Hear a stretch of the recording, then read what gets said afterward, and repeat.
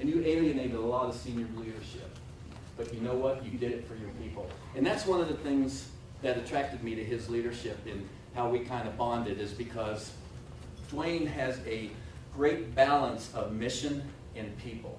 You know, I always used to preach mission first, people always. And sometimes it's overrated, but Duane lived that. See, I start talking and I lose my place. But the thing that his people really loved about him was he never threw them under the bus. He always had their back. And that made him a role model for junior enlisted and junior NCOs.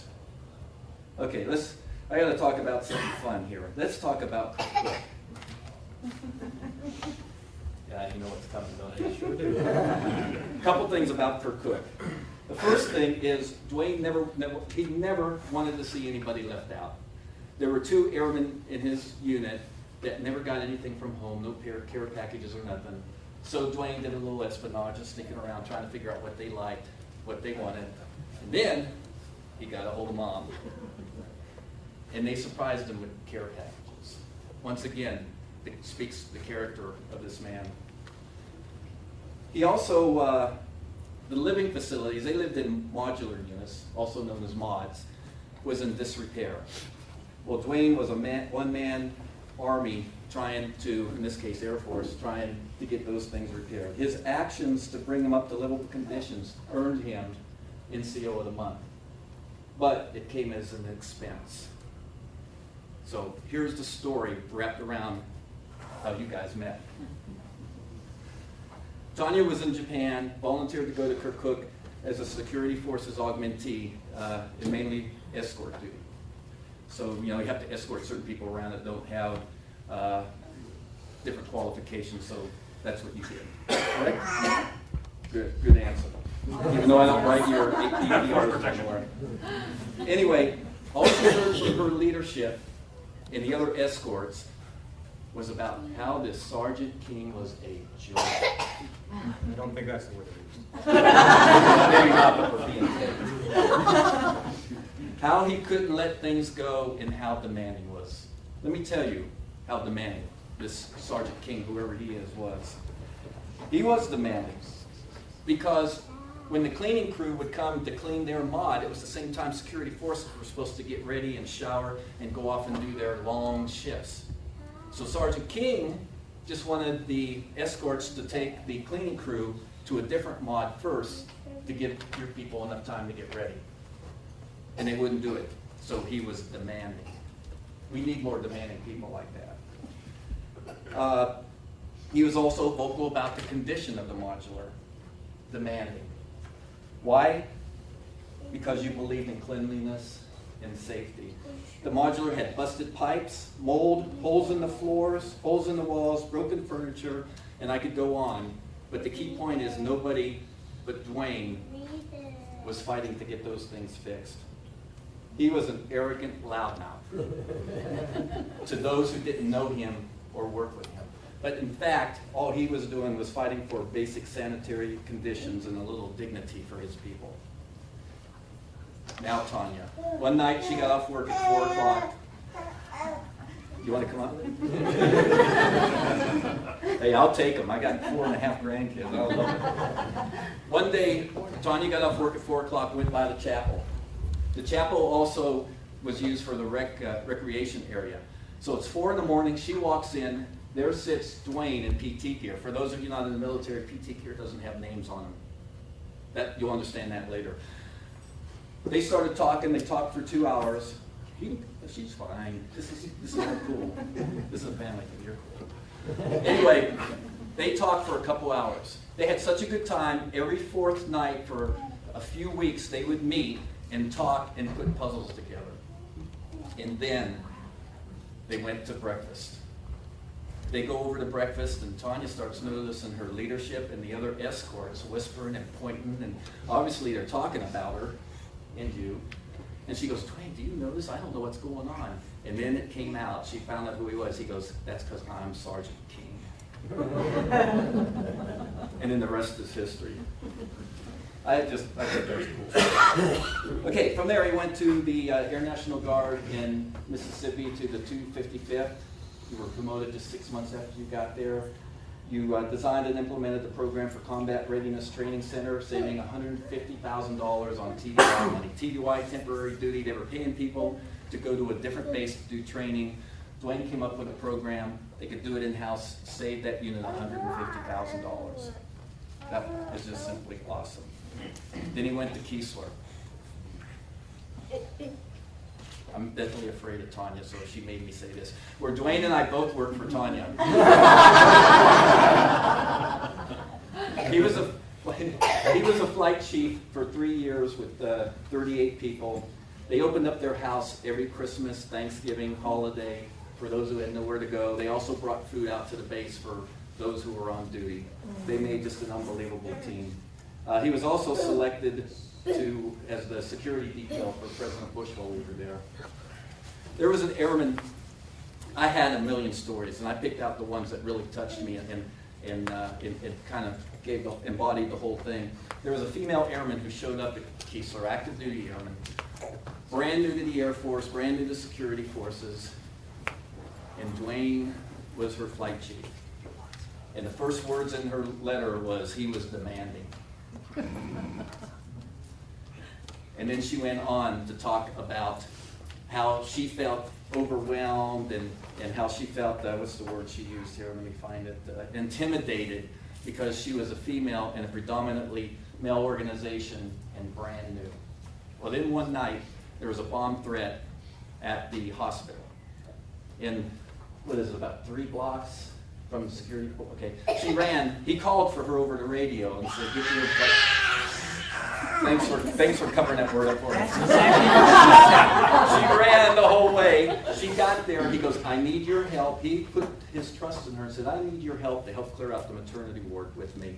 And they did. They did it together. And then he gave her next assignment, and that was keep these people from going back in the hospital because it's not safe. We have to make sure there's no bomb here or anything. And she couldn't, because there was this one, you know what pregnant women are like.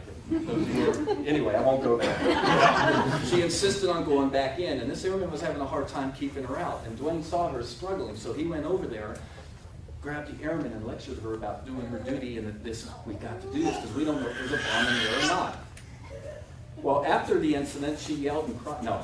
After the incident, Duane could see that she was upset. So he went over there, pulled her to the side, and explained to her about duty, character, and I will always have your back, even when you're wrong. And that meant the world to her. She wrote that you helped her get a backbone. You helped her realize her place in life, and she ended up going on having a very successful career, and she said she owes you. Odd fellow. Duane was welcomed by a lot of younger NCOs and airmen because he was in their corner. He would stand up for them when needed, yet counsel them when warranted. Here's a couple of things that I wrote down that I got from some of the people that worked with him. He is a what you see is what you get kind of supervisor. One that didn't automatically create a paper trail on your first mistake. Heaven forbid. One that wouldn't correct you on the spot. One that would correct you on the spot or motivated you as you needed. You know, mentors tell people what they need, not what they want. That's what made you so successful. He made you a better person and helped you grow professionally. He pushed airmen to better themselves and to excel, not just to show up and get a paycheck. John Maxwell, if you never heard of John Maxwell, he's a great leadership author, former pastor turned leadership author, probably has 50 books of leadership. He said once, which I relate to you, he said, you can buy their hand, but you can't buy their heart. You have to earn it. That's what respect is. He came into the 446 where he managed the information system for combat arms training and munitions, maintained the training records, ensuring all training and education was current. They are owners of the Growing Time Farm in Auburn and Bed and Breakfast. So my new name for you is Farmer Duane. He is currently in college, paralegal. If I never need to use you.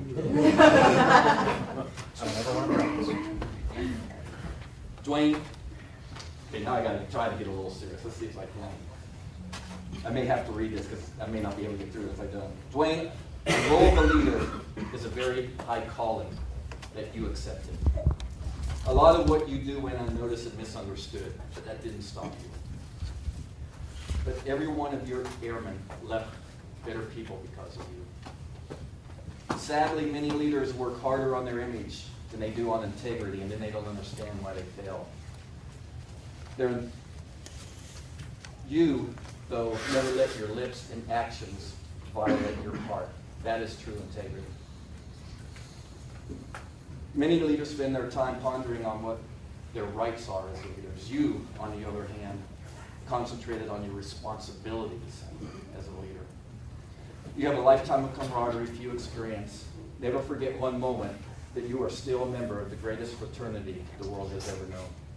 We may hang up our uniforms, but we still wear them with every step and breath that we will take. Be proud of what you are, what you stand for, and what you have accomplished. It's been an honor to share the field of battle with you.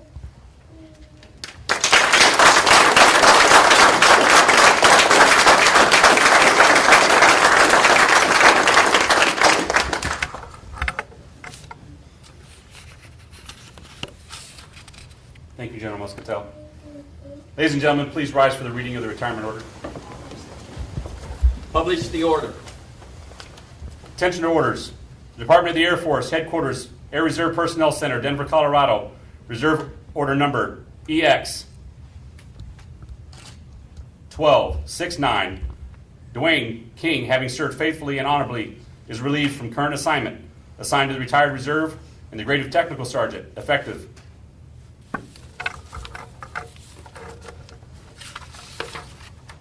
this first day of January of the year 2015, by order of the Secretary of the Air Force.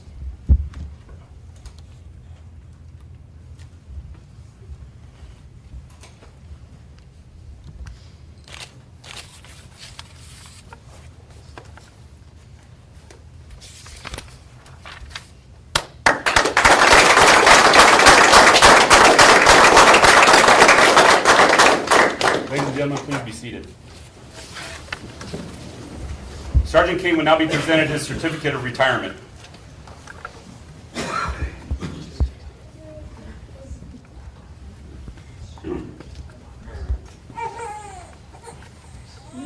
Certificate of retirement from the Armed Forces of the United States of America. To all who shall see these presents, greeting. This is to certify Technical Sergeant Duane M. King, having served faithfully and honorably, was retired from the United States Air Force on the first day of January of the year 2015. Signed, General James F. Jackson, Lieutenant General, Air Force Reserve, and General Mark Walsh III, Chief of Staff.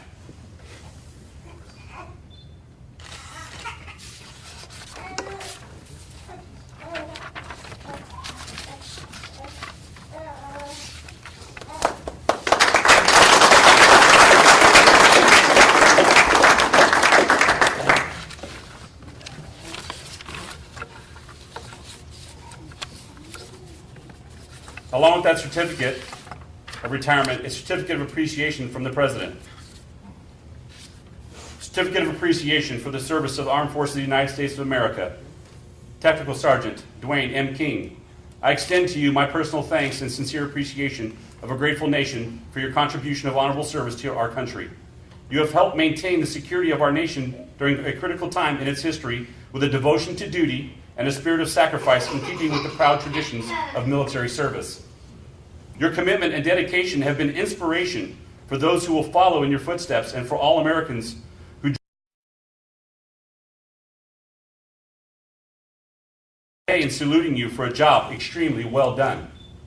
My best wishes to you for happiness and success in the future. Signed, Barack Obama, Commander-in-Chief.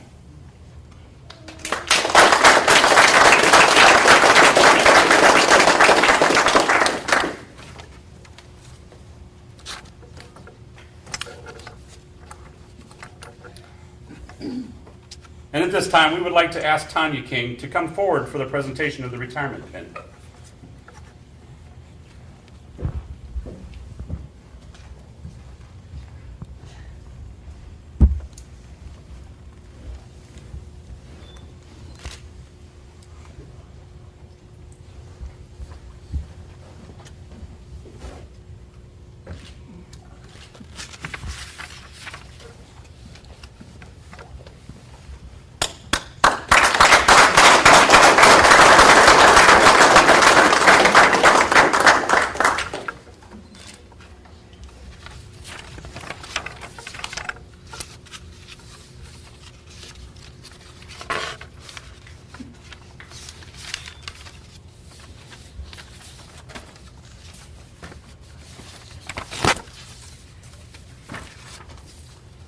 Sergeant King.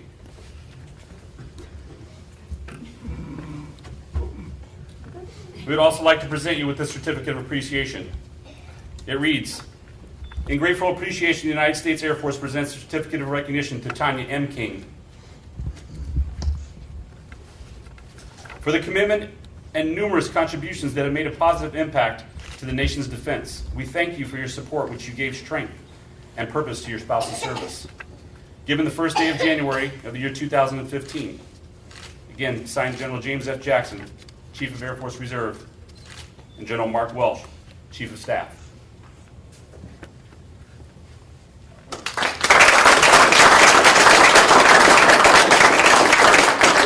I just want to add just a couple of quick things here. Tanya just rocks. Everything I think about Duane, which is a lot, sorry buddy, twice as much about Tanya.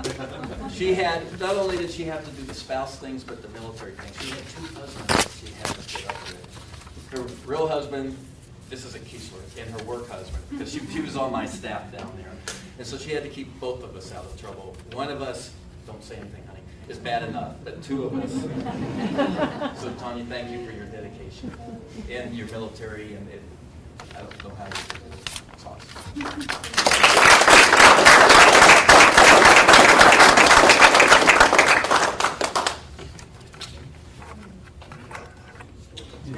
No PDA in uniform.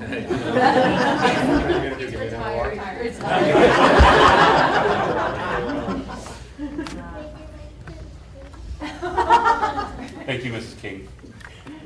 Please be seated. We would also like to invite a presenter to have a gift on behalf of the 446 Security Forces Squadron.